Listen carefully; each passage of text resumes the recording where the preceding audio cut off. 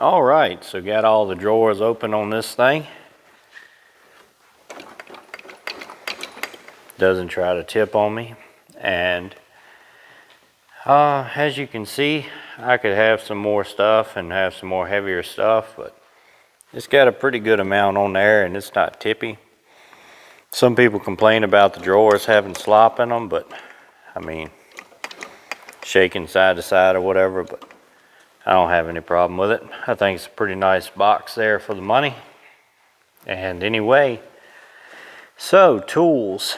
Being a mechanic now, I've got a lot nicer stuff than I had when I was in the woods logging for several reasons. One thing, when I was in the woods logging, we did do a lot of working on stuff, but I didn't have really, nice expensive tools with that. Mainly had just cheaper stuff that, if it got broke or lost, wasn't a big deal. Which of course a lot of nicer stuff has lifetime warranty for breaking, but being out in the woods, losing stuff was more common than breaking it, especially with, having a crew of guys and everybody going and grabbing stuff and all that stuff. But anyway, so I've added a lot of stuff here for, being a mechanic now. I've always enjoyed tools since I was a kid. I always got, little tools here and there and, working on stuff with my dad. And when I was a kid and, mechanics would come around to fix equipment and stuff like that, I'd always be out there hanging with them and, trying to learn and do everything like that. So, I've always enjoyed working on stuff and tools and stuff, and now I make a career out of it, so I invest some more money in tools here. I got a lot of Icon stuff, starting out kind of on a budget. It seems to be pretty good quality stuff for the money that you pay for it. Like these Snap-on here was like $60 or $70, where a lot of the Icon stuff's like $20. I do got a pair of these Napa Carlisle here, and I had these in the woods, and I always kept up with them with me, and they're a pretty good set of pliers. They got a different made head on them, a little slimmer, so it worked for a lot of stuff. And I had the Knipex here, or Knipex, however you want to say it. These are really good pliers, really good, good for a lot of things.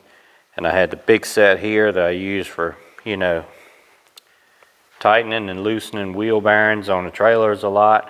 Of course you had to snug them up with something else, but once you break it loose, they would work spinning the dirt and all that. I got some wrenches here. I had these old Cobalts here when I worked up here part-time before, and they're okay, they're nothing special. I had the metrics too, but I took them home after upgraded the metrics here to the Icon, which is, usually mostly what we use up here to shop now is metric stuff. You got the Icon extensions over here, regular and the wobbles, and got the Icon swivels here. These are some other brand stuff here too, but this is a Quinn set, hex set, whatever you want to call it, but it's got the Allens and the Torx and the longer versions and stuff. I was working on a Dodge pickup the other day, and I actually used these. Worked out really good, held up good, had it on an impact, taking brake rotors loose. Then I got, this stuff here. It's a pretty nice little gun there. Got the trim tools here, and got these Milwaukee bits. I'm really not that pleased with them. I'm going to get another big kit sometime soon. It's got a lot of stuff, but it's got a lot of these short ones that you got to put all this on, and I just, don't like that. A lot of weird sizes. It doesn't really fit stuff that well, but it's okay, but not that great. serpentine belt kit here, lug nut kit here, power probe. If you ain't got one of them, you need one. I'll do a video on that. Cheap multimeter, a little bit better multimeter. This is fine for checking voltage and charging and stuff like that. Got a bag of just kind of miscellaneous stuff here, and a little Sunex air tool there. Couple of pry bars here. Got my big M18 extended anvil there for lug nuts. Got the 1/2-inch drive, you know, Milwaukee down there, M18 stubby, impact gun. This here is the little 1/4 drive. This is an older snap-on, this and this that I got for a good deal off of Marketplace.